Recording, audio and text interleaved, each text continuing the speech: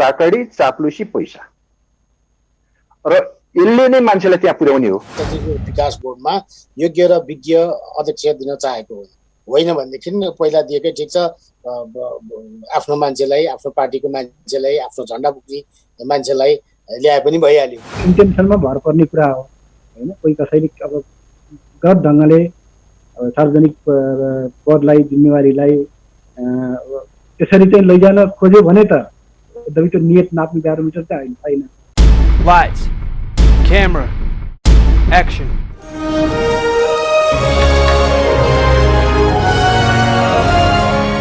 यहाँलाई फेरि पनि स्वागत छ। हेर्दै हुनुहुन्छ रमाइलो टेलिभिजन। कार्यक्रमको दोस्रो चरणमा छु म यति बेला र दोस्रो चरणमा चलचित्र विकास बोर्डमा अध्यक्षको नियुक्तिका विषयमा कुराकानी गर्दैछु। चलचित्र विकास बोर्ड चलचित्र कर्मीहरूको सबैको अग्रसरतामा 2057 साल असार 16 गते गठन भएको थियो। पहिलो अध्यक्ष यादव खरेल हुनुहुन्थ्यो, वरिष्ठ चलचित्र कर्मीहरू।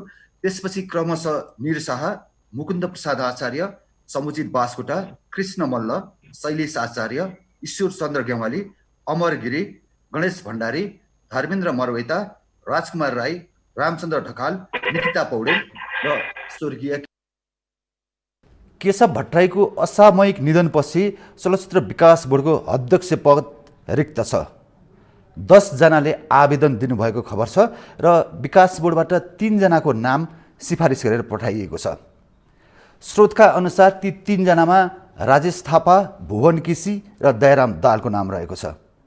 आज बिहानैदेखि चलचित्र कर्मीहरूमा आज बस्ने क्याबिनेटले अध्यक्षको टुङ्गो लगाउने भनिएको थियो, तर क्याबिनेट अहिलेसम्म बसेको छैन र आज बस्ने सम्भावना पनि निकै कम देखिएको छ।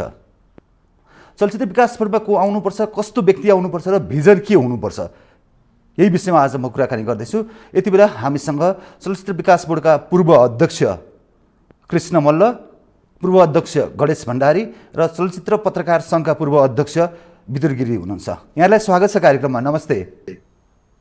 नमस्ते, धन्यवाद। हजुर हजुर गणेश भण्डारीज्यूबाट कुराकानी सुरु गर्न चाहन्छु। चलचित्र विकास बोर्डमा यहाँ दुई पटक दोस्रो कार्यकालमा पनि अध्यक्ष हुनुभएको व्यक्तित्व हुनुहुन्छ। चलचित्र विकास बोर्डको यो जुन अहिले आएर सर्टिफिकेट लेभल 20 वर्षको अनुभव भनेर भनिएको छ, यो प्रक्रियालाई चाहिँ यहाँले कसरी हेर्नु भएको छ गणेशजी? मूलत यो राजनीतिक नीति हो। राजनीतिक नीतिमा त्यस्तो खालको मेरो विचारमा नबनाए पनि हुन्थ्यो। स्पष्ट हिसाबले यस क्षेत्रमा योगदान गरेको, नेपाली चलचित्र क्षेत्रलाई सम्वर्धन गर्न सक्ने स्पष्ट भिजन भएको मानिसलाई नेपाली चलचित्र उद्योगको सर्वाङ्गीण विकासको निम्ति क्षेत्रमा नेपाल सरकारको स्पिरिटसँग चाहिँ सहमत हुने, स्पिरिटलाई समाप्त सक्ने व्यक्तिलाई चाहिँ बनाए जाति हुन्थ्यो। तर अब फेरि लोकतान्त्रिक एउटा प्रक्रिया अन्तर्गत यसरी चाहिँ जानु ठिक हुन्छ। आवेदन दिएर एउटा लोकसेवा प्रणाली जस्तै गरिकन होइन, यसलाई पनि अलिकति लोकतान्त्रिकरण गरेर यसभित्र पनि सक्षम व्यक्तिहरूको चाहिँ खोजी गरेर जानुपर्छ भनेर सरकारले के खालको आयो, यो पनि मेरो विचारमा पछिल्लो चरणमा ठिकै नै छ। यसले चाहिँ यसभित्रका चलचित्र कर्मीहरूको बिचबाट सक्षम व्यक्तिको खोजी गर्ने, सरकारको स्थितिलाई समात्ने व्यक्तिको खोजी गर्ने प्रक्रिया चाहिँ यसले अवलम्बन गरेको जस्तो मलाई लाग्छ। हजुर कृष्ण मल्लजी, जस्तो यहाँ सुन्दै हुनुहुन्छ? कृष्ण मल्लजी, यहाँको माइक चाहिँ जोइन भएको छ, माइक जोइन गरिदिनु होला है प्लिज। विदुर गिरीजी, यहाँसँग आउन चाहन्छु। एउटा पत्रकारको नाताले करिब 2.5 दशकभन्दा लामो समय यहाँले आफ्नो कलम चलाउनु भएको छ निरन्तर रूपमा चलचित्र पत्रकारितामा। चलचित्र विकास बोर्डको गठन प्रक्रियालाई चाहिँ यहाँले कसरी हेर्नु भएको छ? अनि यो सबैलाई थाहा छ, आजभन्दा 2 दशक अगाडि चलचित्र कर्मीहरूको माग अनुसार चलचित्र क्षेत्रलाई हेर्ने, चलचित्र क्षेत्रको विकास प्रवर्धनको लागि चाहिँ एउटा छुट्टै बोर्ड हुनुपर्छ, छुट्टै निकाय हुनुपर्छ भन्ने लामो र सङ्घर्षपूर्ण आन्दोलन पछाडि बल्ल चलचित्र विकास बोर्डको गठन भएको छ। तर यहाँनिर क्वेसन चाहिँ के उठेको छ भने यो 2 दशकको बिचमा, यो 20 वर्षको बिचमा चलचित्र विकास बोर्डबाट चलचित्र कर्मीहरूले चाहेको चिज साँच्चै नै पाउनु भयो त? यो 20 वर्षमा के उपलब्धि भयो? 20वटा उपलब्धि पनि छन् कि छैनन्? नयाँ अध्यक्षको नियुक्ति अथवा नयाँ सदस्यहरूको नियुक्ति भन्ने कुरा जब आउँछ यो कुरालाई चाहिँ हामीले मनन गर्नुपर्छ, सोच्नुपर्छ जस्तो लाग्यो। अघि गणेशजीले भनिहाल्नुभयो यो राजनैतिक नियुक्ति हो। म त सबभन्दा पहिलो कुरा नै यसमै चाहिँ असहमत छु। चलचित्र विकास बोर्ड जस्तो निकाय जो चाहिँ विशुद्ध चलचित्रको विकास र प्रवर्धनको लागि गठन भएको हो, स्थापना गरिएको हो, यसमा राजनैतिक नियुक्तिबाट पर रहेर राजनैतिक नियुक्ति नगरिकन सम्बन्धित क्षेत्रको विज्ञ व्यक्तित्वलाई ल्याउन सके, जसलाई नीति निर्माणको तहमा उसले काम गर्न सकोस्, त्यस्तो मान्छे आए मात्रै बोर्डको नेतृत्वले अथवा बोर्डले सिङ्गो बोर्डले काम गर्न सक्छ। अन्यथा यो त्यहाँ चाहिँ भर्ना गर्ने कर्मचारी भर्ना गर्ने सामान्य प्रशासनिक कार्य गर्ने बाहेक अरू केही हुन सक्दैन। मलाई मेरो मनमा जहिले पनि उठ्ने कुरा चाहिँ के भनेदेखि 20 वर्षको बिचमा 20वटा उपलब्धिपूर्ण काम चाहिँ चलचित्र विकास बोर्डले के गरे। यति धेरै अध्यक्षहरू हामीले पाइसक्यौँ, यति धेरै सदस्यहरू हामीले पाइसक्यौँ होइन, यति धेरै चाहिँ समय बितिसक्यो, तर बोर्डबाट हामीले चाहिँ के पायौँ, चलचित्र क्षेत्रले के पायो? हजुर भण्डारीजी, जस्तो यहाँ राजनीतिक नियुक्तिबाट आउनुभयो होइन, चलचित्र कर्मसँग निरन्तर रूपमा लागिरहेका धेरै योगदान गरेका विशिष्ट चलचित्र कर्मीहरू पनि यहाँ थिए, जस्तो विद्युत गिरिजीको यहाँ भनाइ सुन्नुभयो, त्यसका बारेमा पनि अलिकति भनिदिनु होला। र यहाँले आफ्नो कार्यकालमा यो काम गरे भनेर उपलब्धिमूलक कामहरू भनिदिनुहोस् एकचोटि। अब यो पोलिटिकल एपोइन्टमेन्टको सन्दर्भमा कुरा के छ भन्नुहुन्छ भने विद्युतजीले भनेको कुरा मेरो विचारमा ठिकै नै हो। यसमा चाहिँ सक्छौँ एउटा चलचित्रकर्मीहरूको एउटा लामो सङ्घर्ष होइन, आन्दोलन आदि इत्यादिबाटै यो चाहिँ गठन भएको हो। नेपाली चलचित्र क्षेत्रको स्वीकृतिका निम्ति यसले काम गर्नुपर्छ भन्ने उद्देश्य नै हो, त्यो त कुरा हो। तर कुरा के हो भन्नुहुन्छ भने सरकारको मूल स्पिरिटसँग यदि त्यहाँको अध्यक्ष जस्तो प्रकृतिको अहिले त्यहाँ चाहिँ तपाईँले जुन नियमावलीबाट बनाइएको बोर्ड छ, त्यो बोर्ड चाहिँ कि त नियम त त्यसलाई स्वायत्त हामी निकायको रूपमा बनाइसकेको भए विद्युतजीले भनेको कुरा मेरो विचारमा ठिकै हुन्थ्यो। त्यसो होइन भने अहिलेको जुन नियमावलीबाट चलेको बोर्ड छ त्यो बोर्डमा त सरकारलाई अलिकति समात्न नसक्ने अथवा सरकारसँग कनेक्सन कहीँ न कहीँ भएको व्यक्ति नहुने हो भने मेरो विचारमा अहिले जो जति उपलब्धिहरू भएका छन् त्यो उपलब्धिहरू पनि हुन सक्ने खालको चाहिँ बन्दैन। त्यसो भएको हुनाले मेरो विचारमा चलचित्र विकास बोर्डलाई स्वायत्त बनाउने जुन सङ्घर्ष छ त्यो सङ्घर्षलाई चाहिँ कम्प्लिट हामीले गर्न सक्नु पर्दछ। त्यसो भयो भने विद्युतजीले भने जस्तै एउटा सपना देखेर विपना देखेर होइन लडिराख्नु भएको र यसैलाई मूल कार्यक्षेत्र बनाउनु भएका साथीहरू चाहिँ त्यहाँ गएर काम गर्न सक्ने स्थिति हुन्छ र त्यसलाई चाहिँ जुन अधुरो यात्रा छ त्यो यात्रालाई लिइसके पछाडि मेरो विचारमा चलचित्र कर्मीले त्यहाँ चाहिँ स्थापित भएर काम गर्ने खालको स्थिति भन्छ नम्बर 1। दोस्रो कुरा दयाजी कुरा के हो भने चलचित्र फर्म जुन छ नेपालको सन्दर्भमा यो एकजना मित्रले मलाई भन्नुहुन्थ्यो बाहिर मान्छे भित्रभित्र भएकै छु भने जस्तो अथवा होइन बाहिरबाट काँचको पर्दामा अथवा रङ्गीन दुनियाँमा जो जस्तो मान्छेको जिन्दगी देखिन्छ त्यस्तो चाहिँ हाम्रो बिल्कुलै छैन। चलचित्र कर्मीहरू होइन बल्ल जीवन सम्पूर्ण कुरा समर्पित गरेर लाग्ने, तर उनीहरूको दैनिकी उनीहरूको जीवन जुन छ त्यो जीवन बिल्कुलै चाहिँ जराजीर्ण छ। त्यस्तो खालको स्थितिबाट नेपालको चलचित्र क्षेत्रलाई वृद्धि गर्नका निम्ति मैले दुवै कार्यकालमा मूल 3-4वटा कुराहरू मैले एउटा कुरा चाहिँ नेपाली चलचित्रलाई मूल धारमा चाहिँ ल्याउने, त्यस अन्तर्गत विदेशी सिनेमाहरूलाई चाहिँ अलिकति कन्ट्रोल गर्ने। हजुर गणेशजी अलिकति नजिकबाट बोलिदिनुहोस् न, यहाँको अडियो एकदमै सानो सुनिराखेका छौँ हामीले। हजुर हजुर हजुर बुदागत रूपमा बताइदिनुहोस्। अब यहाँले आफ्नो कार्यकालमा चलचित्र विकास बोर्डमा 2 कार्यकालमा त्यहाँ अध्यक्ष भइरहँदा के काम गर्नुभयो? होइन मैले भने नम्बर 1 कुरा के हो भन्नु भने नेपालको चलचित्र क्षेत्रलाई नेपाली सिनेमालाई भन्नु न अब यसो भनौँ नेपाली सिनेमालाई चाहिँ राजमार्गमा हिँडाउने विदेशी सिनेमालाई अलिकति अवस्था खडा गर्ने 1। नम्बर 2 चलचित्र कर्मीहरूलाई चाहिँ प्रोत्साहन गर्ने र नेपाली सिनेमा क्षेत्रको मै एउटा भविष्य छ भनेर देखाउने काम गर्ने। तेस्रो चाहिँ तपाईँको यो चाहिँ तपाईँको चलचित्र कर्मीहरूलाई जुन जीवन वृत्ति भत्ता स्वरूप मैले चाहिँ यो गरेँ त्यो कुरा भयो। चलचित्र छायाङ्कन एउटा सिटीका रूपमा अगाडि बढाउनुपर्छ भन्ने अवधारणा भयो होइन। नेपाली सिनेमाको जुन ट्याग सम्बन्धी व्यतिथि थियो त्यो व्यतिथिलाई एउटा ट्यागमा चाहिँ ल्याउने काम भयो। कर्मचारीहरूलाई पनि यस्तो खालको चाहिँ तपाईँको एउटा होइन अस्थिर मनोवृत्तिमा रहेका कर्मचारीहरूलाई प्रोत्साहित गर्ने काम भयो। यस्ता र यावत कुराहरू छोटो कार्यकालमा म जति बस्ने मेरो विचारमा नेपाली सिनेमा कर्मले कहीँ न कहीँ एउटा नयाँ अध्याय, नयाँ सपना, नयाँ स्वप्नतिर चाहिँ त्यसले जान सकिन्छ है, नेपाली सिनेमामा भविष्य छ भन्ने खालको कुरा चाहिँ मेरो कार्यकालमा होइन त्यो चाहिँ देखिएकै कुरा थियो। कृष्ण मल्लजी यति बेला हामीसँग आउनु भएको छ, यहाँलाई स्वागत गर्छु। र जस्तो चलचित्र विकास बोर्डको अध्यक्षको नियुक्तिका विषयमा निकै लामो समयदेखि चर्चा परिचर्चा चलिरहेको छ र जुन गठन प्रक्रिया केही समयदेखि सरकारले चेन्ज गरेको छ, परिवर्तन गरेको छ, यहाँलाई चाहिँ यो प्रक्रियालाई चाहिँ यहाँ पूर्व अध्यक्षको नाताले कसरी हेर्नुहुन्छ?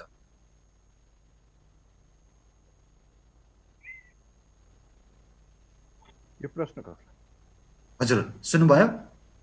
मलाई हो? हजुर हजुर मलाई सोध्नु भयो हो? हजुर हजुर। ए धन्यवाद दयारामजी। अब यो विभिन्न कालमा आफ्नो अनुरूप चाहिँ मान्छेहरूले अथवा सरकारले अथवा सरकारी निकायले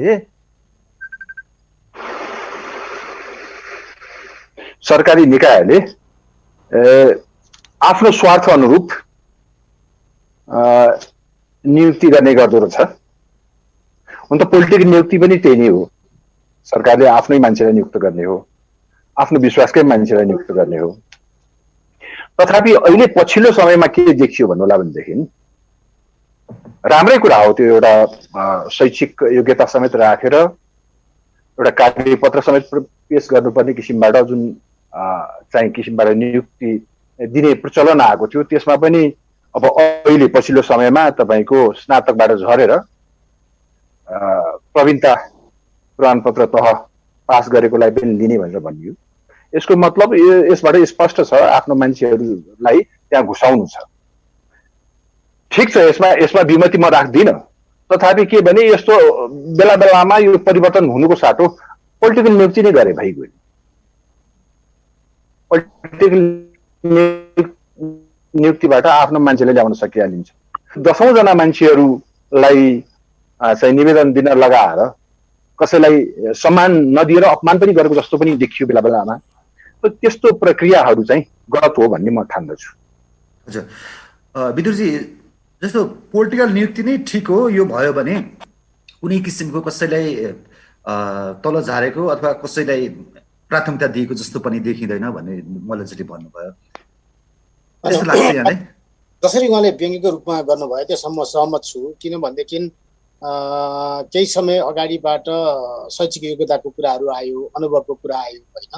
अहिले त कार्ययोजनाको कुराहरू पनि छ। त्यो असाध्यै चाहिँ राम्रो हो। चलचित्र विकास बोर्ड जस्तो एउटा भिन्दै निकायको लागि, चलचित्रसँग सम्बन्धित सबै कुरा हेर्ने निकायको लागि यो गर्नु जरुरी थियो। तर यहाँ के भयो भने मल्ल सरले अघि भन्नुभयो जस्तै अब आफ्नो मान्छेलाई ल्याउनको लागि अथवा आफ्नो पक्षको ल्याउनको लागि नै भन्ने बुझिन्छ। यो एजुकेसनको जुन लेभल चाहिँ घटाउँदै लगियो, पहिला जे थियो त्यसबाट अहिले घटाउँदै लगियो, त्यो हेर्दा त व्यक्ति विशेषलाई त्यहाँ पुर्याउनुको लागि लग्यो भने बुझिन्छ। त्यस कारणले मल्ल सरले यो चाहिँ व्यङ्ग्य गर्नु भएको भन्ने मैले बुझेँ।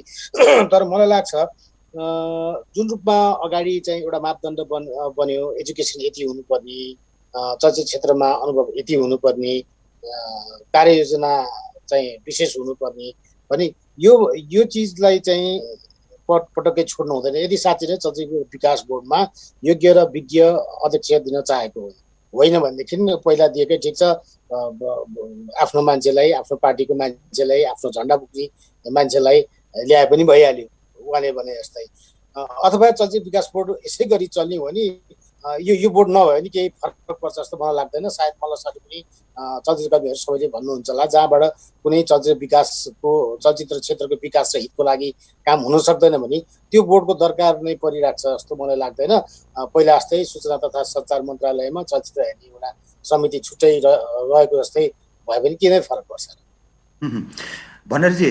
जस्तो चलचित्र विकास बोर्डमा आउनका लागि पार्टीको झन्डा बोक्नै पर्ने जस्तो देखियो।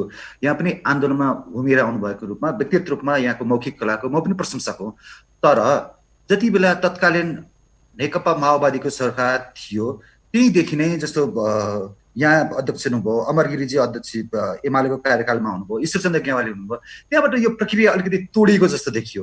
योभन्दा अगाडि जस्तो निर शाह सम्झित बास्कोटा, कृष्ण मल्ल, यादव खरेलहरू हुनुहुन्थ्यो।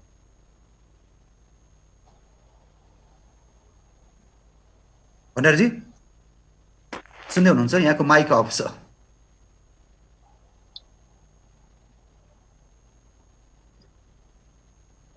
हजुर गणेश भण्डारीजी सुन्दै हुनुहुन्छ? अलिकति सुनिएन।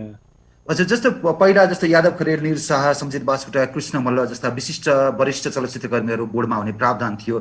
जति बेला त्यति बेलाको माओवादीको सरकार अथवा भनौँ नेकपा एमालेको सरकारले ईश्वरचन्द्र ग्यावाली, अमर गिरी, त्यसपछि धर्मेन्द्र मरेता जस्ता चलचित्र क्षेत्रबाट अलिकति बाहिर भएका, आन्दोलनमा होमिएका, यस्ता यस्ता आफ्नो पार्टीको झन्डा बोकेका व्यक्तिहरूलाई ल्याउने प्रचलन सुरु गर्यो।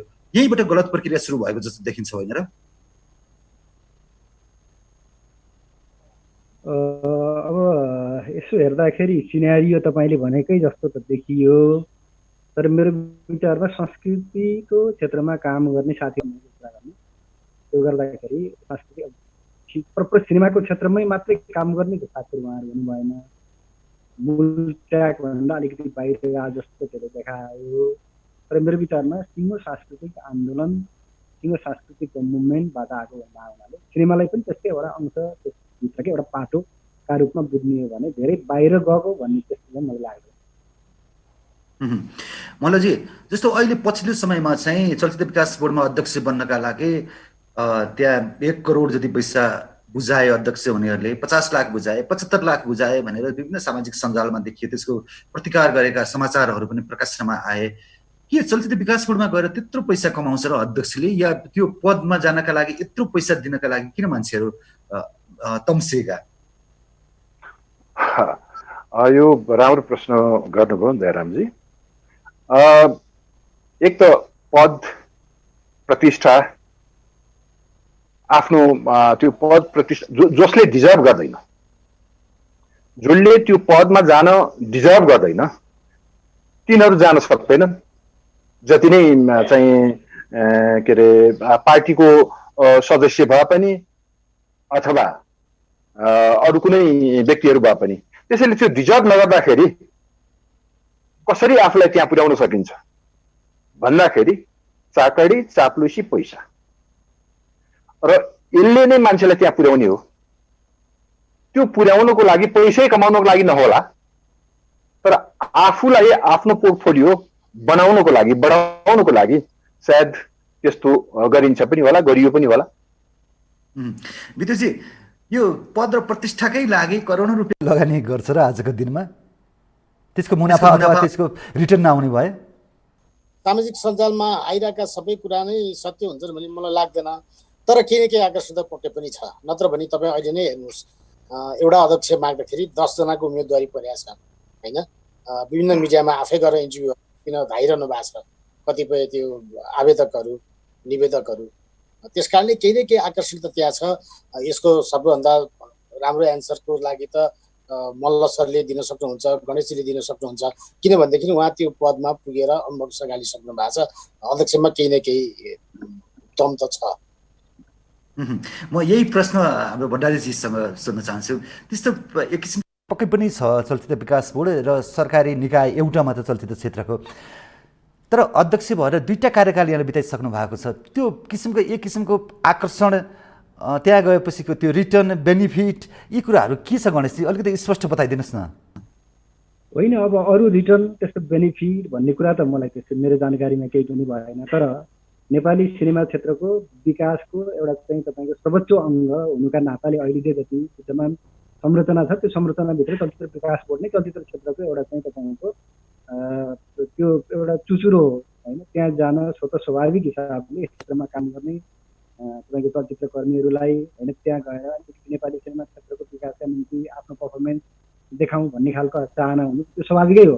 त्यसभन्दा अतिरिक्त तपाईँले भने जस्तो त्यो मान्छेको इन्टेन्सनमा भर पर्ने कुरा हो, होइन? कोही कसैले अब गलत ढङ्गले सार्वजनिक पदलाई, जिम्मेवारीलाई त्यसरी चाहिँ लैजान खोज्यो भने त एकदमै त्यो नियत नाप्ने प्यारोमिटर चाहिँ छैन, होइन? त्यसरी लैजान खोज्यो भने गर्न पनि सक्ने होला। तर मेरो विचारमा मेरो आफ्नो अनुभव भन्नुहुन्छ भने त्यहाँदेखि बाहेक अरू त्यस्तो कुरा केही पनि होइन। मिडियाको क्षेत्र भयो, चलचित्र क्षेत्रको सर्वाङ्गीण अहिलेसम्म विद्यमान संरचनाहरूमा सबभन्दा ठुलो निकाय चलचित्र विकास बोर्ड हुनुका नाताले त्यहाँ एउटा ग्ल्यामर हुनु, त्यहाँ एउटा चाहिँ स्वाभाविक हिसाबले एउटा सबैको चाहना हुनु, रुचि हुनु होइन, त्यो एउटा मिडियाको क्षेत्र हुनाले एउटा चर्चा चाहिँ त्यहाँ हुनु, यी सबै तथ्यहरूले गर्दाखेरि मेरो विचारमा चलचित्र विकास बोर्डको अध्यक्ष हुनका निम्ति एउटा सबैलाई रुचि हुनु स्वाभाविक हो जस्तो लाग्छ मलाई। हजुर, मल्लजी, जस्तो यहाँ 2062 9 महिना 11 गतेदेखि 2063 1 महिना 24 गतेसम्म चलचित्र विकास बोर्डमा अध्यक्ष पदमा आसीन हुनु भएको रहेछ। यसले आफ्नो कार्यकालमा के कामहरू, उपलब्धिमूलक कामहरू गर्नुभयो, बुदागत रूपमा बताइदिनुहोस् न। हेर्नुहोस्, मैले त म जम्मी 4 महिना भए। तपाईँको त्यो उसले पनि त्यहाँ आँकडाले पनि त्यही देखाउँछ होला। हजुर हजुर, 4 महिनामा मान्छेले बुझ्दै समय बित्ने समय हो। तथापि म त्यहाँ बोर्डको सदस्य समेत भइसके पहिला भावनाले मैले आफूले गर्न सक्ने र गर्ने कामहरू केही गरेँ। उदाहरणको निम्ति म तपाईँलाई के भन्छु भन्नुदेखि हामीले त्यहाँ पहिला तपाईँलाई चलचित्र विकास शुल्क भन्ने थियो, त्यो धेरै नउठेको अवस्था थियो, बक्यौताहरू थुप्रै थिए। त्यो बक्यौताहरू उठाउने काम गरेँ मैले। उदाहरणको निम्ति एउटा सानो उदाहरण मात्रै दिन्छु। यो तारा भन्ने सिनेमा हलमा हाम्रो झन्डै 80 लाख रुपियाँ उठाउन बाँकी थियो, त्यो उठाउने काम गरेँ। त्यस्तै अरू हलहरूबाट पनि त्यो विकास शुल्क उठाउने काम गरेँ, 1 नम्बरमा। दोस्रो नम्बर मेरो चाहिँ के थियो भन्नुलाई पनि चलचित्र विकास बोर्ड भनेको नियामक संस्था मात्र होइन। नियामक संस्थाको रूपमा त के अरे मन्त्रालयले काम गरिरहेको थियो नि पहिला, सब विदेशी शाखा अन्तर्गत काम भइरहेको थियो। त्यहाँ तपाईँको दर्ता गर्ने, हलको स्वीकृति दिने इत्यादि कामहरू त भइ नै रहेको थियो नि। चलचित्र विकास बोर्डको मुख्य अर्थ नै विकास गर्नु हो, चलचित्रको विकास गर्नु, नेपाली चलचित्रको विकास गर्नु। त्यसको निम्ति भनेर मैले, हेर्नुहोस् तपाईँले संसारमा जहाँ पनि जुनसुकै रातावासहरूमा सांस्कृतिक विभाग हुन्छ, सांस्कृतिक दूत हुन्छ, सांस्कृतिक सहचारी हुन्छ। तर हाम्रो देशको कुनै पनि देशमा राजदूतावासहरूमा सांस्कृतिक विभाग नै छैन। एउटा इन्डियामा थियो, त्यसले पनि राम्रो काम गरेन। त्यसैले मैले नेपाली चलचित्रहरूलाई अन्तर्राष्ट्रिय स्तरमा पुर्याउनु पर्छ, अन्तर्राष्ट्रिय क्षेत्रमा पनि पुर्याउनु पर्छ भनेर 12 वटा देशमा नेपाल चलचित्र विकास दूत, अनिवार्य दूत नियुक्त गर्ने प्रावधान निकाले र क्याबिनेट पनि पास गर्यो।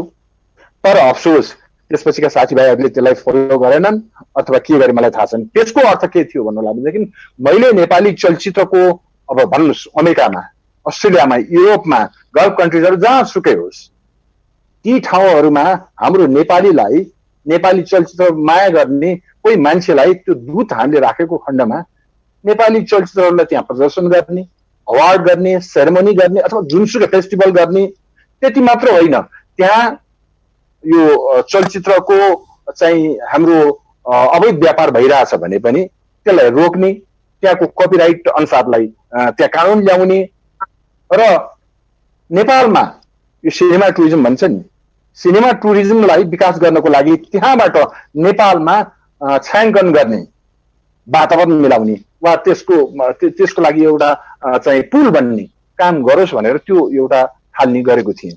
अफसोस त्यो लामो समय खोइ अब अरूले त्यसलाई बुझ्नु भएन वा बुझेर पनि त्यसलाई फलो गर्नु भएन। यी कामहरू चाहिँ मेरो पहिलो प्राथमिकता परेको थियो र मैले गरेको पनि थिएँ, त्यसलाई पास गरेको पनि थिएँ। सिद्धान्त त चाहिँ यही नै कुरा हो। विदुरजी, जस्तो चलचित्र पत्रकारहरूले जब चुनाव आउने बेला हुन्छ अनि आफ्ना नाराहरू राख्छन्, सेन्सर बोर्डमा चलचित्र पत्रकारहरू जसरी पनि पठाउने व्यवस्था गर्छौँ, चलचित्र विकास सरकारको उपस्थिति हुनैपर्छ भन्ने जस्तो कुराहरू सुन्छौँ। तर चुनाव सकिएपछि ती नाराहरू पनि नारामै सीमित हुन्छन्।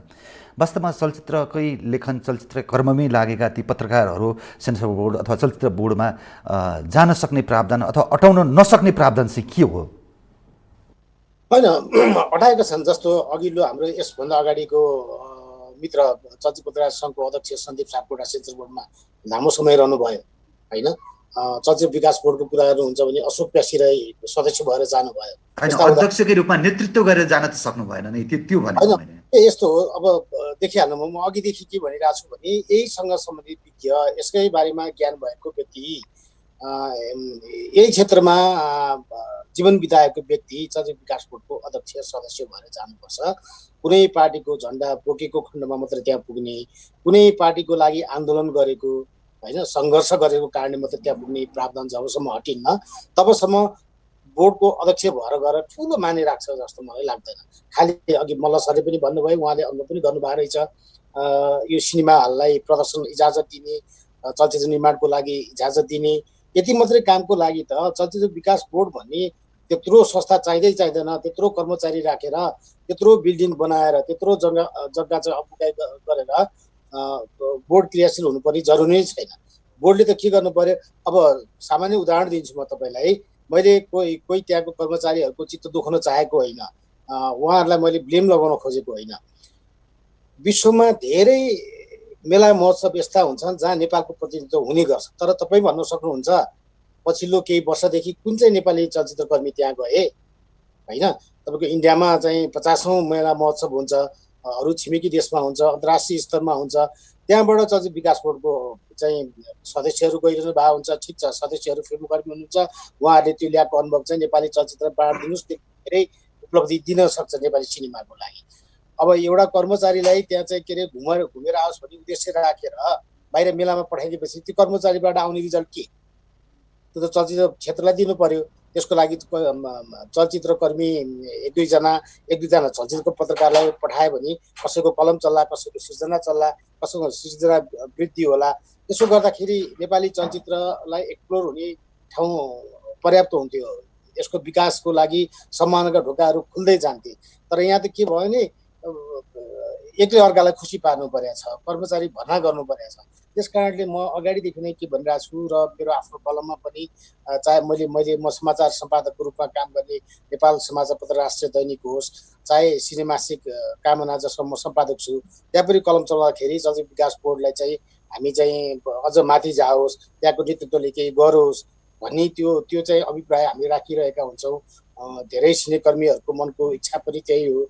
अहिले जस्तो बोर्डको परिकल्पना होइन, यो परिकल्पनाको लागि नेपाली चलचित्रकर्मीले प्रहरीको लाठी खाएर होइन आन्दोलन गरेर जुलुस गरेर हिँडेको पक्कै पनि होइन। त्यसले गर्दाखेरि आगामी दिनमा पनि सरकारले मन्त्री परिषदले निर्णय गर्दाखेरि त्यस्ता योग्य चाहिँ व्यक्तित्वलाई चलचित्र क्षेत्रको विज्ञलाई त्यहाँ नेतृत्वमा पठाउनुपर्छ, जसले साँच्चीकै रूपमा चाहिँ वास्तविक रूपमा चाहिँ चलचित्र क्षेत्रको विकास र हितको लागि काम गरोस्।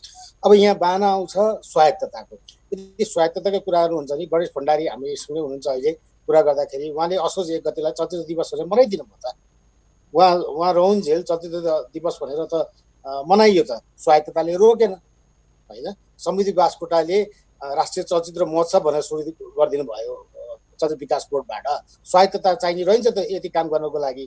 कृष्णमल्ल सरले अहिले भन्दै हुनुहुन्छ त्यहाँ चाहिँ के अरे विभिन्न राष्ट्रहरूमा चाहिँ दूतावास मार्फत दूत राखिएको थियो, त्यसको लागि पहल गरेको थिए, त्यसलाई स्वायत्तताले रोक्दै रहन्छ त। भित्री इच्छा भयो कामै गर्छु भनेर गयो भने अहिले भएकै नियमावलीले पनि धेरै कुरा रोक्नेवाला छैन। बाँकी जे पुग्दैन त्यो त सम्बन्धित मन्त्रालयमा जान सकिन्छ। अघि भण्डारी सरले भन्नुभयो कि सरकारको स्पिरिट अनुसार, सरकारको पोलिसी अनुसार चल्ने मान्छे त्यहाँ चाहिन्छ भनेर। ए बाबा, त्यो सरकारी निकाय हो, त्यहाँ गएपछि सरकारी तवरले काम गरि नै हालिन्छ। खालि हामीलाई के चाहियो?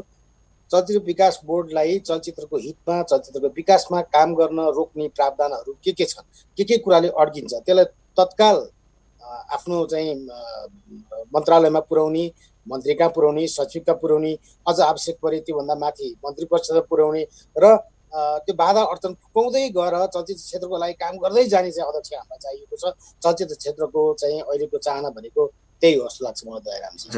भनेपछि जस्तो बाहिरबाट अध्यक्ष हुनेहरूले, प्रत्याशीहरूले, उम्मेदवारहरू जो त्यहाँ जान चाहनुहुन्छ पहिला धेरै ठुला योजनाहरू देखाउनुहुन्छ, तर त्यहाँभित्र गइसकेपछि ती धेरै पुरा हुन सकेका हुँदैनन्। त्यहाँ बाधक चाहिँ के छ? नियमावली संशोधन गर्नुपर्ने अवस्था छ, अथवा त्यहाँको कर्मचारी तन्त्र हो, अथवा चलचित्रकर्मीहरूबाट नै त्यो लागू हुन दिँदैन, अथवा प्रदर्शकहरूको संस्थाले त्यसमा दबाब दिन्छ? खास कारण चाहिँ के हो? यसका 3टा फ्याक्टर छन् जस्तो लाग्छ दाजु मलाई। एउटा कुरा त चाहिँ तपाईँको के हो भन्नुहुन्छ भने नेपालको जुन सिनेमाको पोलिटिक्स छ नि, सिनेमाको पोलिटिक्स पनि एउटा चाहिँ छ। तपाईँको त्यहाँ वितरकहरूको एउटा छ, निर्माताहरूको अर्को छ, कलाकारहरूको अर्को यावत खालका सिनेमाको पोलिटिक्सको प्रतिबिम्ब त्यहाँ हुन्छ। एक दोस्रो कुरा, चलचित्र विकास बोर्डलाई नेपाल सरकारले अघि विदुरजीले जे भन्नुभयो नि, काम गर्नका निम्ति केले सकिरहेको छ होइन, गर्न चाहँदा त हुँदो रहेछ नि त अलिकति भनेर तर्क राखे जस्तै नेपाल सरकारले वास्तविक अर्थमा चलचित्र विकास बोर्डलाई नेपाली सिनेमाकर्मीहरूको एउटा छाता र सर्वोच्च संस्थाको रूपमा स्वीकार गरे जस्तो मलाई लाग्दैन होइन। 3 किलोमिटर त सिंहदरबार र चाहिँ तपाईँको चावलको बिचमा 3 किलोमिटर दूरी छ, तर त्यहाँबाट पठाएका पत्रहरू मन्त्रालयमा गायब हुन्छन् होइन। त्यहाँबाट चाहिँ कतिपय क्रियान्वयन गर्नुपर्ने, कार्यान्वयन गर्नुपर्ने सरकारसँग सम्बन्धित विषयहरू होइन, त्यहाँबाट सरकारले चाहिँ अनुमोदन गर्नुपर्ने विषयहरू, मन्त्रालयले चाहिँ अनुमोदन गर्नुपर्ने विषयवस्तु ती गायब हुन्छ। र त्यो सिनेमा सहिष्णु खालको चाहिँ मन्त्रालय मेरो विचारमा भएको जस्तो मेरो कार्यकालमा मलाई चाहिँ अनुभूति भयो। दोस्रो कुरा चाहिँ यो, तेस्रो पाटो चाहिँ तपाईँको के हो भन्नुहुन्छ भने स्वयं त्यहाँ अध्यक्ष हुने व्यक्तिको इच्छा शक्ति, त्यसको इन्टेन्सन के हो भन्ने कुरा हो। कतिपय मान्छे त चाहिँ तपाईँको अध्यक्ष हुने, गाडी चढ्ने, भत्ता खाने होइन, ग्ल्यामरस चाहिँ त्यो देखाउने होइन, अब चाहिँ मिडियामा चर्चामा आउने भन्ने खालले पनि जाने हुन्छ होला।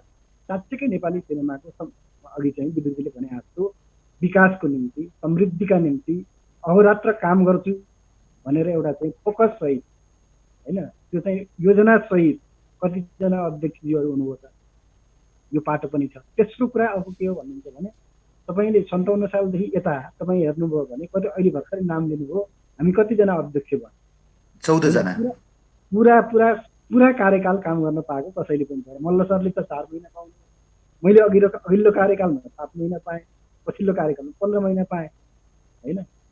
अलिकति स्थिर र स्थायी प्रकृतिको चाहिँ तपाईँको काम गर्ने वातावरण नबनेसम्म भगवान् इन्द्रै आएर त्यो कुर्सीमा बसे पनि मेरो विचारमा धेरै ठुलो विकास, समृद्धि अथवा होइन यथावत संरचनाबाट नेपाली सिनेमाकर्मीहरूले जुन खोजेको आकाङ्क्षा, उहाँहरूले जुन आकाङ्क्षा चाहनु भएको छ त्यो प्रकृतिको आकाङ्क्षा पुरा हुन्छ जस्तो त मलाई लाग्दैन। त्यसो भएको हुनाले मैले स्वायत्तताको प्रश्न यहाँनिर राखेको कि जे बाधाहरू, उल्झनहरू, व्यवधानहरू आउने गर्छन् नि, मन्त्रालयसँग टसल टसल टसल जस्तो अलिकति काम गर्न खोज्यो यो हुँदैन ल भनेर सिनेमा मैत्री खालको मन्त्रालय जे भएको छैन त्यसलाई चाहिँ क्रस गर्नका निम्ति चलचित्र विकास बोर्ड सहायक संस्था हुँदा यसलाई चाहिँ तपाईँको जुन कानुनत व्यवस्था गरिँदा त्यसपछि भावी जो अध्यक्ष भए पनि मेरो विचारमा त्यसले नेपाली सिनेमाको स्पष्ट विकासको कार्ययोजना बनाएर काम गर्न सक्ने खालको स्थिति बन्छ। होइन भने के हो भन्नुहुन्छ भने विदुरजीले भने जस्तो होइन, अब यो जबसम्म चाहिँ यो हुन्छु घन्टी बजाइरहन्छु भने जस्तो होइन, अध्यक्ष त हुने होइन, क्यालेन्डरमा चाहिँ समय त फेरिने, अध्यक्ष पनि फेरिने, नाम पनि फेरिने, तर नेपाली चलचित्र कर्म, नेपाली चलचित्र क्षेत्रले गरिया जस्तो उन्नति, समृद्धि र विकास चाहिँ मेरो विचारमा हुन्छ जस्तो मलाई पनि लाग्छ। हजुर, मलाई चाहिँ जस्तो 14 जना अध्यक्ष भइसक्नु भएछ, अब 15औं अध्यक्षको नियुक्ति केही दिनमै हुँदैछ। मन्त्री परिषद बैठक सायद आज नबस्ने जस्तो जानकारी मैले पाएको छु अहिलेसम्म, र विकास बोर्डमा 10 जनाले निवेदन हालेकोमा 3 जनाको नाम सिफारिस गरेर पठाइसकिएको स्रोतले बताएको छ है, मैले जानकारी पाएसम्म। ती 3 जनामा भुवन केसी, दयाराम दाहाल र राजेश थापाको नाम सुनिएको छ। यसमा म यकिन चाहिँ हुन सकिरहेको छैन अहिलेसम्म पनि। तर चलचित्र विकास बोर्डमा यहाँ अध्यक्षमा छोटो कार्यकाल रहनुभयो, तैपनि पूर्व अध्यक्ष जस्तै निरसाकै कुरा सुन्दा पनि चलचित्र विकास बोर्डको आवश्यकतै छैन भन्ने किसिमको अभिव्यक्ति पनि दिनुभयो, ताकि उहाँ चलचित्र विकास बोर्डकै अध्यक्ष पहिला भइसक्नु भएको छ। चलचित्र विकास बोर्ड भएर चाहिँ नेपाली चलचित्र क्षेत्रलाई के भयो त? यसको आवश्यकता हो कि होइन? कतिले त चलचित्र विनाश बोर्ड भनेर पनि भन्दै आए। के भन्नुहुन्छ यहाँ पूर्व अध्यक्ष नाथाले? होइन, चलचित्र विकास बोर्डको आवश्यकता ठानिएर नै त्यसलाई आवश्यकता चाहेर नै हामी सबै चलचित्र कर्मीहरूले आवाज उठाएर नै हामीले पाएको बोर्ड हो त्यो। तर जुन किसिमको हाम्रो चाहना थियो, रहर थियो, त्यो पुरा हुन सकेन। चलचित्र मैले अघि पनि भने चलचित्र विकास बोर्ड हो, विकास गर्ने संस्थाको रूपमा हामीले त्यसलाई खोजेका थियौँ। त्यो विकास गर्ने संस्थाको रूपमा पाएनौँ हामीले। त्यो अघि गणेशजीले पनि भन्नुभयो, त्यो एकदमै सत्य कुरा हो। कतिपय कुराहरू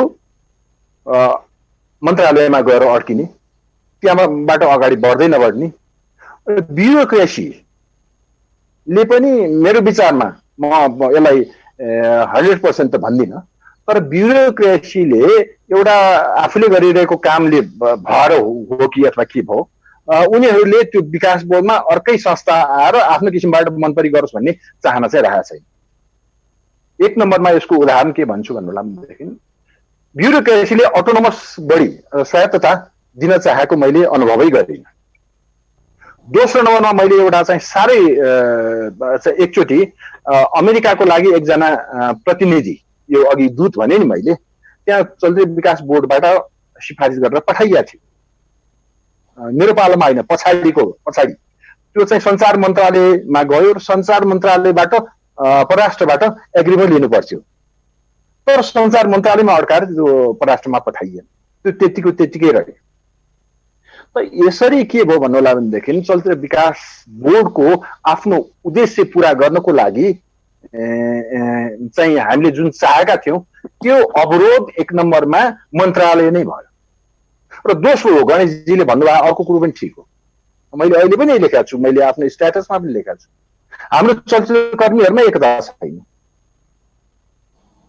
एकले अर्काको कुरा, अर्कोले के पायो भने काटिहाल्ने। उदाहरणको निम्ति म अहिले तपाईँलाई स्पष्ट रूपमा के भन्छु भने चलचित्र कलाकार सङ्घले भवन पाउने एउटा बजेट पायो, अरूहरूले के गरे, ल यो त प्राथमिकता नै छैन।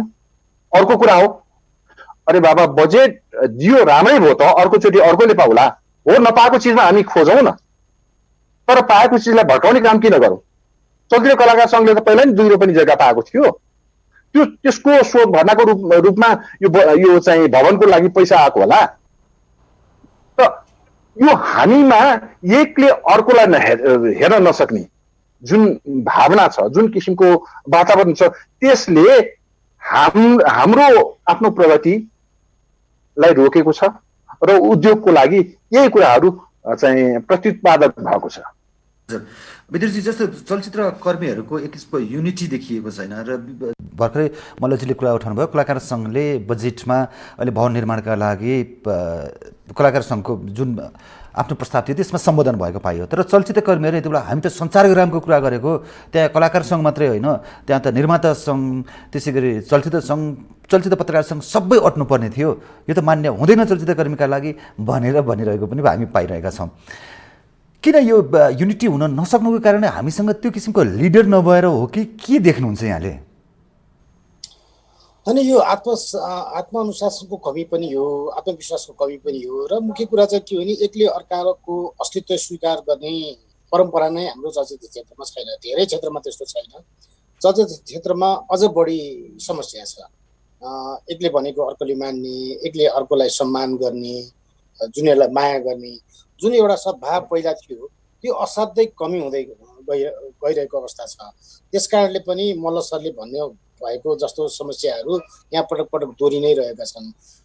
तर म एउटा कुरा के पनि जोड्न चाहन्छु भने जस्तो खाली अड्किने कुरा भन्नुभयो होइन, सञ्चारसम्म पुग्ने, सञ्चारबाट परराष्ट्र पुग्न नसक्ने अथवा चाबेलबाट चाहिँ सञ्चार मन्त्रालयमा पुगेको चिठी हराउने, यो भने चाहिँ यो पनि इच्छा शक्ति भयो भने हुन्छ जस्तो लाग्छ मलाई। धुर्मु सुन्तली जस्तो कलाकारले जो हास्य क्षेत्रबाट चाहिँ नाम कमाइरहनु भएको थियो होइन, एकीकृत बस्ती बनाउनु भयो, कहाँ गएर के बनाउनु भयो, अनि क्रिकेट रङ्गशाला बनाउनु भइरहेछ, त्यहाँ एकताको कमी त त्यहाँ पनि होला नि, पहिलाको कमी त त्यहाँ पनि होला नि, तर इच्छा शक्तिले नै गर्दा हो। उहाँले पनि राज्यकै चाहिँ सहयोग लिएर काम गरिरहनु भएको छ भनेदेखि चलचित्र विकास बोर्डमा अध्यक्ष पठाएको, नेतृत्व पठाएको त त्यही काम गर्नको लागि हो। एकचोटि फाइल पुगेन भने के अरे फाइल फलो कार्यान्वयन भएन भने फेरि फलो गर्नु पर्ला, त्यसलाई भएन फेरि गर्नु पर्ला, नभएसम्म त गर्नु पर्यो नि त होइन। मैले मल्ल सर अथवा गणेश भण्डारी सरले गर्नु भएन भने मेरो आशय होइन, तर जिम्मेवारी नै त्यही भए पछाडि त्यो कामलाई त जसरी फत्ते गर्नुपर्छ भन्ने मलाई लाग्छ। भण्डारीजी, जस्तै एउटा प्रश्न कि जस्तो विकास बोर्ड सेन्सरको लागि सिफारिस गरिदिन्छ, यानि कि पत्र दिन्छ, मन्त्रालयलाई पत्र लेखिदिन्छ। यहाँ देख्छौँ हामीले हिन्दी सिनेमाहरू राति आयो बिहानै, शुक्रबार बिहानै सेन्सर हुन्छ अथवा बिहिबार राति सेन्सर हुन्छ र शुक्रबार बिहानै थिएटरसम्म आइपुग्छ, तर नेपाली सिनेमाहरू लाइन बस्दा थकित हुन्छन्, नेपाली निर्माताहरू निराश हुन्छन्। यो कारण चाहिँ के रहेछ? यहाँ त त विकास बोर्डको अध्यक्ष भइसकेको व्यक्ति। अब मूल कुरा के छ भने अब यो एउटा मेजर क्वेसन हो, तपाईँले अहिले जे उठाउनु भएको छ नेपाली चलचित्र क्षेत्रको एउटा मेजर क्वेसन मात्रै यसलाई हामीले राखेर हेर्नुपर्दछ। जस्तो एउटा शिशु चाहिँ तपाईँको अलिकति सबल नबन्ने बेलासम्म त्यसलाई जसरी बाबुआमाले आरक्षित गर्छन्, काखमा राख्छन्, सुम्सिआउँछन्, माया गर्छन्, एउटी आमाले दुध चुसाउँथे र त्यसलाई हुर्काउँथे, त्यस्तै गरिकन बलिउड जो छ नेपालको चाहिँ चलचित्र क्षेत्र आकारमा पनि एउटा सानो, प्रविधिका हिसाबले तपाईँको अरू हिसाबले कलाको चाहिँ आयतनका हिसाबले पनि हामी त्यो प्रतिस्पर्धामा चाहिँ जान नसक्ने खालको स्थिति अहिले तत्कालै। किनभने बलिउडमा हजारौँ सिनेमा चाहिँ बन्छ, त्यहाँ पनि 10 सिनेमा चाहिँ टप भएर आउने खालको स्थिति हुन्छ। नेपालको सन्दर्भमा मैले चाहिँ गरेका के थिएँ भने हजुर यहाँको आवाज अलि स्पष्ट यो आएन। कुरालाई म मुम्बईमा गएर त्यहाँको चाहिँ लगायतका पक्षहरूसँग मैले के उठाएको थिएँ भने यदि नेपालमा त्यो खालको हो भने तपाईँहरूले नेपाली सिनेमालाई पनि त भारतमा प्रदर्शन गर्ने वातावरण बनाउनु पर्यो, होइन भने नेपाली सिनेमालाई त आरक्षित हामीले त गर्नुपर्छ भनेर मैले हिन्दी सिनेमाको त्यसलाई चाहिँ सेन्सर बोर्डमा पठाउने भनेर मेरो पालामा मैले त्यो कामको सुरुवात गरेका थिएँ। भलै त्यो काम धेरै ठुलो काम मैले गरेँ भन्ने त कुरा होइन, तर सिम्बोलिक हिसाबले भन्नुहुन्छ भने के हो होइन, कहीँ न कहीँ नेपाली सिनेमालाई एउटा चाहिँ आरक्षित गर्ने, नेपाली सिनेमालाई अपनत्व प्रदान गर्ने, नेपाली सिनेमाको विकास गर्ने भन्ने मनसुवाबाटै त्यो चाहिँ निर्देशित थियो। त्यस पछाडि चाहिँ फेरि के भयो त्यो मलाई थाहा छैन। मेरो विचारमा अब यहाँ चाहिँ बिग हाउसहरू जति पनि छन् नेपाली चलचित्र उद्योगमा रहेका वितरकहरू अथवा सिनेमा सञ्चालकहरू जो छ उनीहरूले चाहिँ तपाईँको हिन्दी सिनेमा प्रदर्शन गर्ने, चलचित्र विकास बोर्डलाई पनि अलिकति प्रभावित पार्ने, चलचित्र कर्मीहरूलाई पनि अलिकति प्रभावित गर्ने, नेपाली सिनेमा क्षेत्रको बजारलाई पनि कब्जा गर्ने होइन, त्यो रणनीति अन्तर्गत काम गरिरहेका छन्। र अब ती चाहिँ तपाईँको कर्पोरेटहरूसँग चलचित्र विकास बोर्डको नेतृत्व पनि कहीँ न कहीँ नेस्तनाबुद हुने, कहीँ न कहीँ चाहिँ तपाईँ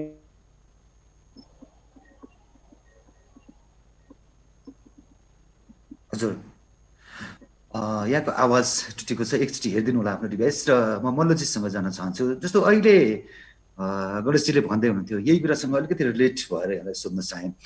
जस्तो चलचित्र विकास बोर्डकै सदस्यले लाखौँ रुपियाँ घुस मागेर त्यो घुस लिँदै समाइए भन्ने समाचार पनि बाहिर आयो। तर नेपाली चलचित्र कर्ममा लागेका निर्माताहरू जताबाट पनि ठगिएका छन्, प्रदर्शकबाट, हलबाट, प्रदर्शन स्थलबाट भनेर पनि भन्ने गर्छन् होइन। के चलचित्र विकास बोर्डले जस्तो हिन्दी सिनेमाको सेन्सर, नेपाली सिनेमाको सेन्सर यो यावत विषयहरू मिलाउन नसक्नुको कारण के हो? र अर्को कुरा जस्तो राष्ट्रपतिबाट चलचित्र पुरस्कार वितरण गर्ने, राष्ट्रिय चलचित्र पुरस्कार वितरण गर्ने प्रक्रिया थियो, त्यो बिचमा आएर रोकियो र केशव भट्टराईको पालामा निकै नै अनुरोध गरेपछि राष्ट्रपति निवासमा सानो थोरै चलचित्र कर्मीलाई लगेर मात्र गरियो। यो विषयवस्तुलाई राज्यले प्राथमिकता किन नदिएको, चलचित्रलाई किन ग्राह्यता नदिएको, यहाँले कसरी हेर्नु भएको छ? होइन, त्यो अघि हाम्रो विदुरजीले पनि भन्नुभयो कि हो एउटा अध्यक्षले चाहिँ अलिकति अथवा त्यो नेतृत्वले अथवा विकास बोर्डले चाहेको खण्डमा धेरथोर गर्न नसक्ने होइन भन्ने कुरा त बुझियो नि। केशव भट्टराईजीले त्यही कुरा गर्न सक्नुभयो, त्योभन्दा अगाडि किन सकिएन भन्ने कुरा पनि प्रश्न आउँछ यसमा। निश्चित रूपमा चाहिँ त्यहाँको बोर्डको नेतृत्वले चाहेको खण्डमा 100% को टार्गेट राखेर 75% त गर्न सक्छ, नसक्ने हुँदै होइन। अब जस्तो तपाईँले प्रश्न उठाउनुभयो यो चाहिँ फिल्म अवार्डको, नेसनल फिल्म अवार्डको कुरा पनि, यो चाहिँ प्रत्येक वर्ष हुनुपर्ने कुरा हो। यसलाई सरकारले पनि प्राथमिकता दिनुपर्ने कुरा हो। यसलाई चाहिँ राष्ट्र प्रमुखले पनि ध्यान दिनुपर्ने कुरा हो। किनभने यसभन्दा अगाडि पनि राजाको पालामा पनि तपाईँको कला संस्कृतिप्रति विशेष अनुराग थियो। त्यस्तै अनुराग हामी चाहन्छौँ अहिले पनि। कुनै पार्टी विशेषको होइन, कुनै सिद्धान्त विशेषको होइन। हामीलाई राज्यले प्रेम गरोस्, स्नेह गरोस्, आफ्नो बनाओस्, हामी पनि त्यही अनुसार अगाडि बढ्न तत्पर हुन्छौँ। तर एउटा कुरा म तपाईँलाई के भन्छु भन्नु होला भनेदेखि, हाम्रो चलचित्र विकास बोर्डको जुन संगठनात्मक ढाँचा छ त्यसमा परिवर्तन हुनुपर्छ। कसरी परिवर्तन हुनुपर्छ भन्नु होला भने, चलचित्र कर्मीहरू गएर त्यहाँ चाहिँ प्रशासन चलाउने होइन नि। हुन त हामीले चलायौँ, कतिपय मान्छे प्रशासनमा दखल थिए, चलाए। कलाकार अथवा चलचित्र कर्मीहरू गएर त्यहाँ नीति बनाउने हो, चलचित्र विकासको लागि नीति बनाउने। अर्थात् त्यहाँको अध्यक्ष चलचित्र कर्मी भए पनि त्यहाँ सिइओ टाइपको हुनुपर्छ, जसले प्रशासन चलाओस्, जसले त्यसलाई कार्यान्वयन गरोस्, जुन नीति छ। अब तपाईँ आफै भन्नुहोस् त, राष्ट्रिय चलचित्र नीति आएको कति भइसक्यो, खोइ त्यो लागू भएको, लागू त लागू हेर्नुहोस्। त्यसको पहिलो कुरो के छ भन्नु होला नि, त्यो नेपाली चलचित्रलाई के भनेर परिभाषा गरेको छ, सांस्कृतिक प्रोडक्ट भनेको छ। त्यसपछि यो मन्त्रालय कुन अन्तर्गत रहन्छ, संस्कृति मन्त्रालय अन्तर्गत रहन्छ। त्यही नै कुरा लागू हुन सकेको छैन, अरू कुरा त छाडिदिनुहोस्। त्यसैले हामी चाहन्छौँ चलचित्र विकासको निम्ति, म त भन्ने गर्छु, Nepali cinema village to globe, हामी गाउँमा पनि पुग्न सकेका छैनौँ, गाउँका मान्छेहरूलाई पनि नेपाली चलचित्रको दर्शक बनाउन सकेका छैनौँ, त्यसलाई जोड्न सकेका छैनौँ, अनि विश्वसम्म पनि पुग्न सकेका छैनौँ। हामी कहाँ छौँ भन्दाखेरि एउटा सानोतिनो यो बजार सेमी अर्बन, अर्बन र सेमी अर्बनमा रुमलिरहेछौँ। त नेपाली चलचित्रको बजार प्रवर्धन गर्नु नै, विकास गर्नु नै सबभन्दा ठुलो कुरा हो। त्यसको निम्ति अब जस्तो भनौँ न, बरु इन्डिभिजुअल रूपमा आइरहेछन्, इन्डिभिजुअल रूपमा आज अमेरिकामा फिल्म लान्छ, अस्ट्रेलियामा लान्छ, युरोपतिर लैजान्छन्, तर त्यो सक्रियले मात्र लान्छ नि त, जसको चाहिँ त्यहाँ सम्पर्क छ उसले मात्र लान्छ नि। व्यक्तिगत रूपमै भनौँ न, अहिले हलहरू चाहिँ राम्रा राम्रा हलहरू बनेका छन्, ती व्यक्तिगत रूपमै बनेका छन्। त म भन्छु के भने, यस्ता राम्रा हल बनाउनुको लागि, राम्रा चलचित्रहरूलाई चाहिँ विदेशसम्म पुर्याउनुको लागि, चलचित्रलाई गाउँसम्म पुर्याउनुको लागि अब प्रयत्न गर्न जरुरी छ, अनि मात्र हाम्रो नेपाली चलचित्रको विकास हुन्छ। हजुर भित्रजी, चलचित्र पुरस्कारकै कुरामा यहाँसँग आउन चाहन्छु म। इन्डियाकै उदाहरण हेऱ्यो भने पद्मभूषणदेखि पद्मश्री अवार्ड कति सम्मानजनक अवार्ड छ। नेपालमा पनि राष्ट्रिय चलचित्र पुरस्कार, नेसनल फिल्म अवार्ड भनेर त्यो पाउनेको त्यसको पारिश्रमिकदेखि हरेक कुरा इज्जत बढ्ने हुनुपर्ने, तर यहाँ त कोठा कोठामा भने अवार्ड र राष्ट्रिय चलचित्र पुरस्कारमा त्यति फरक देखिएन। सरोज खनालको फोटो बाहिरियो, त्यसले अर्कै हङ्गामा गर्यो। यो यस किसिमको परिपाटी चाहिँ हामी कहाँ किन सम्मानित पेसा हुन नसकेको होला चलचित्र कर्म? यो पेसालाई नै असाध्यै हल्का रूपमा लिएर पनि हो जस्तो लाग्छ दयारामजी, मलाई मुख्य चाहिँ होइन। जस्तो राष्ट्रिय चलचित्र अवार्डको जसरी तपाईँले कुरा उठाउनु भयो, त्यो मूल्याङ्कन प्रक्रियादेखि लिएर अनि पुरस्कृत व्यक्तित्वको नाम चयन गर्ने प्रक्रियासम्म धेरै ठाउँमा चाहिँ पार्टीको पनि निगरानी रहने, पार्टीको चासो रहने, पार्टीले प्रत्यक्ष रूपमा चासो नदेखाए पनि त्यो पार्टी अन्तर्गतका भलाकर्मीले चासो देखाउने, यो भएको पाएँ है मैले। मका त्यो रिपोर्टिङ आयो। कुनै बेला त यस्तो पनि भएको छ कि यता चाहिँ स्क्रिनिङ चलिरहेछ, त्यहाँको चाहिँ जजले, जुरी मेम्बरले मलाई फोन गरेर यहाँ त यस्तो यस्तो भइरहेछ, मैले यस्तो गर्नुपर्ने हो र भनेर जिज्ञासा राख्नु भयो एउटा साथीभाइको हिसाबले होइन। यसरी फलानुलाई जिताउनुको लागि चाहिँ पार्टीले निर्देशन दिएछ अरे, त्यस्तो हुन्छ र राष्ट्रिय चलचित्र अवार्ड भने त्यस्तो हो भन्ने पनि कुरा आयो। यो भने चाहिँ व्यक्तिको विवेकमा फरक पर्ने कुरा हो। राष्ट्रले अथवा राष्ट्रको नीति, बोर्डको नीति त्यो पक्कै पनि होइन, एउटा कुरा। अनि अघि तपाईँले एउटा प्रश्न राख्नुभयो, राष्ट्रपतिले समय दिनु भएन, त्यो चाहिँ गरिमामय भएन, थोरै मान्छेको बिचमा भएन, कति वर्ष ग्याप भयो भन्ने कुरा। यो बाहिर हेर्दाखेरि सरस्वती हेर्दा सही लाग्छ, तर म पोहोरको त्यो नेसनल अवार्ड प्रोग्राममा म पनि अगाडि भएको कारणले गर्दाखेरि अलि नजिकबाट मैले बुझ्न पाएँ, राष्ट्रपति भवनको अथवा राष्ट्रपति भन्ने संस्थाको चाहिँ नियत त्यस्तो देखिएन, त्यहाँ पहल नपुगेको रहेछ, अथवा राष्ट्रपतिलाई यो बारेमा बुझाउन नसकेको रहेछ भन्ने मैले पाएँ। जस्तो यहाँलाई उदाहरण दिन्छु, जब राष्ट्रपति शासन चाहिँ नेपालमा आयो, नेपाल चलचित्र कलाकार सङ्घले एउटा सम्मान कार्यक्रम राख्यो, जसमा चाहिँ राष्ट्रपति, नेपालको प्रथम राष्ट्रपति डाक्टर रामवरण यादवबाट सम्मानित हुने अवसर मैले पनि पाएँ। त्यो असाध्यै भव्य भएको थियो, एकाडेमीमा भएको थियो, असाध्यै भव्य भएको थियो। तर के छ भने राष्ट्र प्रमुख आएर बसेको कार्यक्रममा कस्ता प्रस्तुति हुनुपर्ने भन्ने खालको कुरामा ध्यान नदिँदाखेरि केही कलाकर्मीहरूको त्यस्तै खालको चाहिँ प्रस्तुतिको कारणले गर्दाखेरि राष्ट्रपति कार्यालय त्यसबाट अलिकति असहमति भए पछाडि राष्ट्रपति लेभलको प्रोग्राम चाहिँ बाहिर गएर नगर्ने, यस खालको प्रोग्राममा चाहिँ बाहिर गएर इन्भल्भ नहुने भन्ने डिसिसन भयो। बिचमा गएर कसैले त्यो बुझाउने, यस्तो होइन यसरी गर्न सक्छौँ भन्ने चाहिँ त्यो कन्भिन्सिङ पावर कसैमा देखिएन।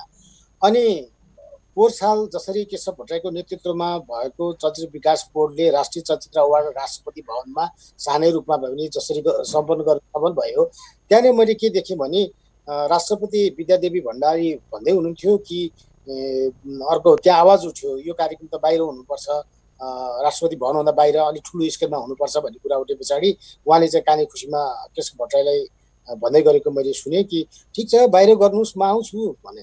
अनि अध्यक्षजीले भन्नुभयो बाहिर ट्राफिकको प्रब्लम होला भनेपछि राष्ट्रपति भण्डारीको जवाब के थियो भने त्यो ट्राफिकको कुरा हो, 10 मिनटको कुरा हो, भइहाल्छ, अर्को पालि कार्यक्रम राख्दाखेरि बाहिरै राख्नुहोस्, म आउँछु, म आउन रेडी छु भनेको त्यो निकायलाई त्यो संस्थालाई बुझाउने कोसिस चाहिँ भएको छैन।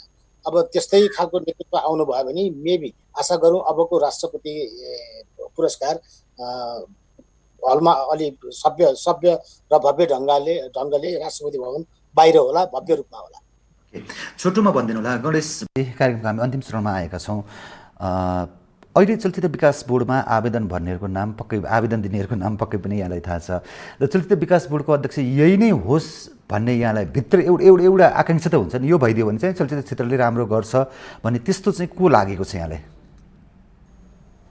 यो त बडा जटिल प्रश्न सोध्नु भयो मलाई। मेरो विचारमा त्यो मनमा त त्यसो हुन्छ, तर मैले अहिले तपाईँको मिडियामा अगाडि लिएर यो मान्छे राम्रो हुन्थ्यो भन्दाखेरि त्यति राम्रो अध्यक्ष हुनुको नाताले यससँग सरकार नितान्त भन्ने कुरो भइ नै हाल्यो, यो व्यक्ति हुँदा ठिक हुन्छ भन्ने कुरा पनि भइ नै हाल्यो। तर अभिव्यक्तिका हिसाबले अहिले सार्वजनिक मिडियामा तपाईँसँग कुरा गर्दै जाँदा मलाई त्यो अप्ठ्यारोमा चाहिँ नपार्नुहोस् भन्ने मलाई छ। अच्छा मल्लजी, अन्त्यमा अब एउटा कुरा, जयनन्द चन्द ठकुरीलाई हामीले सँगै राख्न सकेनौँ अथवा उहाँ लामो समयदेखि बिरामी पर्नु भएको थियो। हिजो देखियो हुन त लकडाउन सरकारको निर्देशनको सबैले पालना गर्नुपर्ने बेला छ, तर चलचित्र कर्मीहरू चाहे जयनन्द चन्द ठकुरीको बेला होस् अथवा अन्य यस्तै चलचित्र क्षेत्रलाई अप्ठ्यारो परेको बेलामा होस्, हाम्रा सुपरस्टार भनिनेहरू, हाम्रा 50औं लाख लिने कलाकारहरू चलचित्र कर्म सीमा दुखीको बेलामा अथवा जेसुकै होस् न, हाम्रो देशको सीमा हडपिएको बेलामा, यस्तो बेलामा बोलेको अथवा यो कोरोनाको कहरमा 50औं लाख लिने कलाकारहरू अगाडि आएर म यति सपोर्ट गर्छु, यो गर्छु भनेर अगुवाई गरेको कोही पनि देखिँदैन। किन यस्तो भएको होला? यहाँ कलाकार सङ्घको पनि अध्यक्ष भइसकेको नाताले छोटोमा यहाँबाट आन्सर चाहेँ मैले। यस्तो के छ भन्नु होला भनेदेखि खास गरेर अघि मैले भने कलाकारहरूमा युनिटी चाहिँ कायम गर्न पनि असाध्यै गाह्रो, त्यसमाथि पनि अब अलिकति अहिले आएका कलाकारहरूमा त्यो चाहिँ बढी त्यो कलाकार सङ्घमा, कलाकार युनिटीमा, चलचित्र कर्मीहरूको युनिटीमा हुनुपर्छ भन्ने भावनाको कमी, अघि विदुरजीले पनि भन्नुभयो, एक त सम्मान गर्नुपर्छ भन्ने कमी, ती कमीहरू देखिया छ। र मैले पनि महसुस गरेको कुरा हो कि अब नेपालमा यति पैसा लिने उति पैसा लिने यस्ता सुपरस्टारहरू जो नेसनल चाहिँ इस्युहरूमा पनि बोल्दैनन्, कोरोनाको यत्रो चाहिँ कहर हुँदाखेरि पनि सहयोगको लागि अगाडि बढ्दैनन्। अब नबढ्नु उनीहरूको आफ्नो बाध्यता पनि हुन सक्छ, तर केही न केही हदसम्ममा, किनभने कलाकारले बोलेको खण्डमा समाजमा केही प्रभाव पर्छ। आज चाहिँ राय समाजले ल सहयोग गरौँ भनेर भनिदिएको खण्डमा पनि 100 जना अर्को मान्छेहरू सहयोगीहरू निक्लन सक्छ। मनिषा एक्लैले बोल्दाखेरि आज चाहिँ कत्रो चाहिँ नेपालको हामीलाई पनि गर्व लाग्यो र नेपालीहरू सबैले गर्व गर्छन् यस चिजमा। त्यस्तो चिजहरूबाट नेपाली कलाकारहरू अलि सुपरस्टारहरू अथवा त्यस्ता कलाकारहरू विमुख हुँदाखेरि दुःख चाहिँ लाग्छ। दुःख लाग्नु बाहेक अरू कुरा चाहिँ केही भन्न नसकिने अवस्थामा पनि। हजुर, विदुरजी कार्यक्रमको अन्त्यमा जस्तो यहाँले पनि अवार्ड गर्नुहुन्छ, कामना लक्स अवार्ड होइन गर्नुहुन्छ, कृष्ण मल्लजीले त्यत्रो अमेरिकामा भव्य अवार्ड सम्पन्न गर्नुभयो, निजी क्षेत्रबाट पनि यसरी अवार्डहरू भइरहेका छन्। यो प्रसङ्ग हामी अर्को कार्यक्रममा फेरि चर्चा गरौँला। अब अन्त्यमा जस्तो अस्ति वर्षा राउतको केस आयो बाहिर, त्यो कुरा सानो मिस्टेकले त्यत्रो ठुलो हङ्गामा बन्यो, मनिषा कोइरालाको एउटा रिट्विटले गर्दा आज इन्टरनेसनल मिडियाहरूमा यति ठुलो स्थान पायो, सबैले वाहवाही पनि गरे। हाम्रा कलाकारहरूले यो बोल्न ढङ्ग नपुर्याएको हो कि कति ठाउँमा एउटा, र अर्को भनेको अब चलचित्र पत्रकारिताको अवस्था के हुन्छ? चलचित्र रहे चलचित्र पत्रकारिता हो, हल खुलेका छैनन्, हल बन्द छन्, चलचित्र निर्माण हुने अवस्था कहिलेदेखि आउने हो त्यो पनि अहिले हामी ठ्याक्कै भन्न सकिने अवस्था छैन। एकदम छोटोमा भनिदिनुहोस् न कार्यक्रमको अन्त्यमा। चलचित्र रहे चलचित्र पत्रकारिता रहन्छ भन्ने कुरामा चाहिँ म अलिकति मान्दिनँ, किनभनेदेखि जतिखेर वर्षमा एउटा दुईटा चलचित्र मुस्किलले बन्थ्यो त्यो बेला पनि चलचित्र पत्रकारिता थियो र आज लकडाउनको यत्रो बिचमा पनि चलचित्र पत्रकारिता अनिवार्य विषय भएको छ एउटा कुरा। अनि अर्को कुरा जुन भन्नुभयो तपाईँले जयनेन्द्र चन्द होइन, जयनेन्द्र चन्द उहाँको चाहिँ अवसानको बेलामा लकडाउनको कारणले थोरै देखिया हो, अरू बेलामा भए नि हुँदैन थियो भन्ने हो, एकदम सही कुरा हो यो। अहिले के छ भनेदेखि अघि पनि मैले भने यो एकले अर्कालाई मान्नुपर्छ, सम्मान गर्नुपर्छ छ। लकडाउन त एउटा बहाना भयो, लकडाउन नभएर नर्मल अवस्थामा पनि विगतमा त कलाकर्मी यो क्षेत्रको हस्ती पत्रकारहरूको निधन हुँदाखेरि त्यहाँ हामीले हेरेका छौँ मलामी कति छन् के छन् भनेर होइन। अहिले यो फेसबुक चाहिँ सबै संसारमा छ, फेसबुकबाटै श्रद्धाञ्जली दियो, फेसबुकबाटै चाहिँ रातको घोषणा गर्यो, सहयोगको घोषणा गर्यो होइन।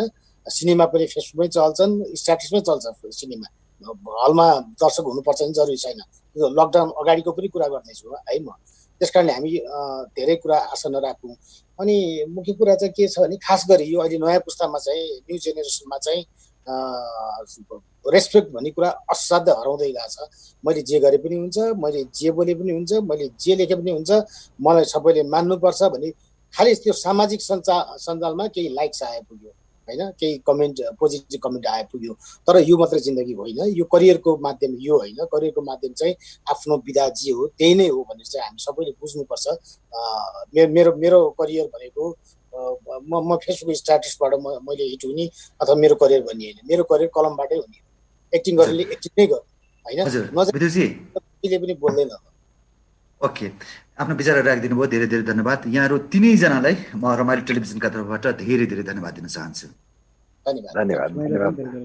हस् दर्शकवृन्द, आज हामी कुराकानी गरौँ चलचित्र विकास बोर्डमा नयाँ अध्यक्षको नियुक्तिका विषयमा। चलचित्र विकास बोर्डका पूर्व अध्यक्ष द्वय कृष्ण मल्ल र गणेश भण्डारी, त्यसरी चलचित्र पत्रकार सङ्घका अध्यक्ष विदुर गिरीसँग कार्यक्रम निर्धारित समय सकिएको छ। इन्टायर टिम सहित बिदा माग्नुभन्दा पहिले भन्छु, नेपाली चलचित्रलाई नेपाली मनले माया गरौँ, नेपाली चलचित्रलाई नेपाली आँखाले हेरौँ। नमस्ते।